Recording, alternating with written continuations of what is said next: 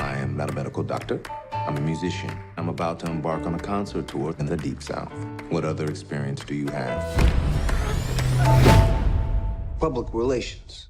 Do you foresee any issues in working for a black man? You in the Deep South, there's gonna be problems. Viggo Mortensen plays Tony Vallelonga, or Tony Lip, a New York City bouncer hired to drive and protect musician Don Shirley, an African-American from Manhattan, in the Deep South at a time when it was not safe for blacks to travel there.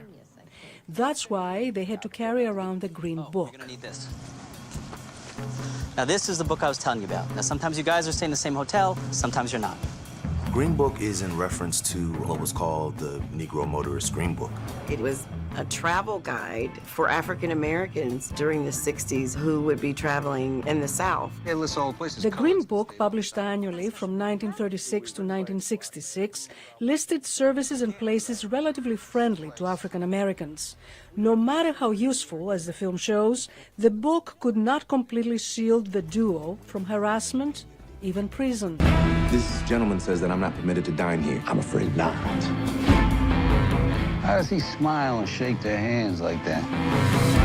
Because it takes courage to change people's hearts. Screenwriter Nick Vallelonga, Tony Lip's son, incorporated stories his father had told him and also used real letters Tony Lip had written to his wife Dolores, with Don Shirley's help, during the tour. May I? Dear Dolores, sometimes you remind me of a house. You know this is pathetic, right? Put this down. The distance between us is breaking my spirit. Falling in love with you Was the easiest thing I have ever done. Filmmaker Peter Farrelly says that this real-life story illustrates the deep, long-lasting friendship that developed between the distinguished musician and the rough-around-the-edges driver.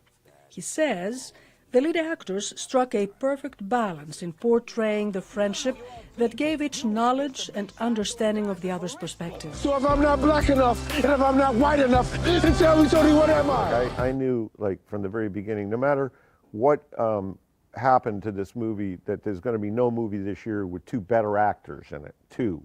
And they're both at their top, you know, that's what's so impressive. Some have criticized Farrelly for not offering a darker and more extended reference to the Negro Motorist's Green Book. They say its usefulness for 30 years shows the pervasiveness of legal discrimination not only in the southern states, but also in the north. It was originally written for the New York area. But the filmmaker says the heart-rending levity in the film strikes a needed balance with the sinister backdrop of segregation. He says the real-life story and on-screen friendship is a testament to the human potential for universal understanding. Pick it up, Tony. Squirrels would have ate it anyway. Pick it up. Penelope Poulou, VOA News, Washington.